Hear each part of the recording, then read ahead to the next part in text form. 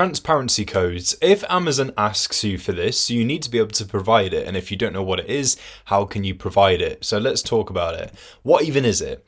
So brand owners register in the transparency program to prevent counterfeits from entering the marketplace. So it's a way that they are safeguarding themselves. Once enrolled, Amazon requires a unique 2D transparency barcode on every single unit of that product. So essentially, it's a code that lets everyone know their product is legitimate, and of course is from that brand. And this is more for the brand owners. You don't really have to worry about this process, but this is how it works from a brand owner's perspective. So they enroll their products in the transparency program. There's a little symbol for it. Apply transparency codes on your products. Amazon scans transparency codes to ensure only authentic units are shipped to customers.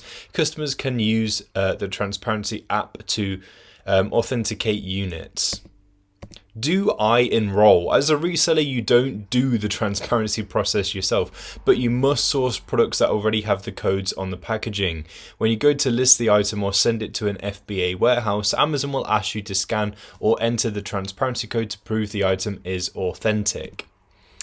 What does it look like? They are physically printed on the retail packaging, so look for the T logo, so a small square 2D barcode. It looks like a QR code, but is like a data matrix with a blue or black T logo next to it. The placement of it is always, usually on the same side as the UPC/EAN barcode, so the barcode on the product. It's usually next to that. It should be somewhere around that area if it is on the product at all. So there's a few instances of what it may look like. So you got that T logo there, scan with the transparency app, you've got your QR code there.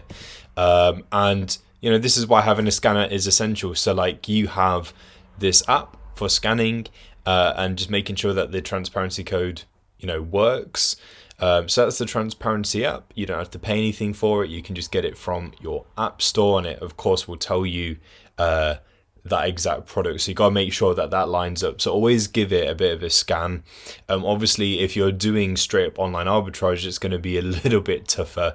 If you're ordering it to your house, your home, or wherever it is you are, you can obviously scan some of these products and check things, and if it needs a transparency code but it doesn't have it on it, you might just want to return those products and not go through with reselling, because if you send this stuff through and Amazon wanted a transparency code for those products and you can't provide it, then it's just going to be like gone.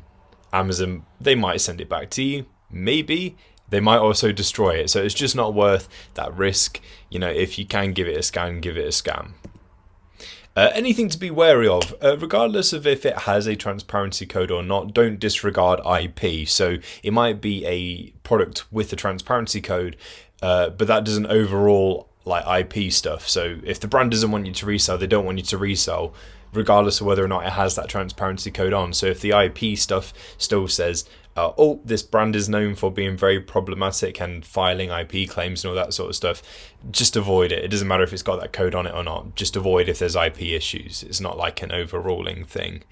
And also make sure that the barcode isn't scratched. If the barcode is damaged, it can't be scanned. So therefore, it's like just leave it.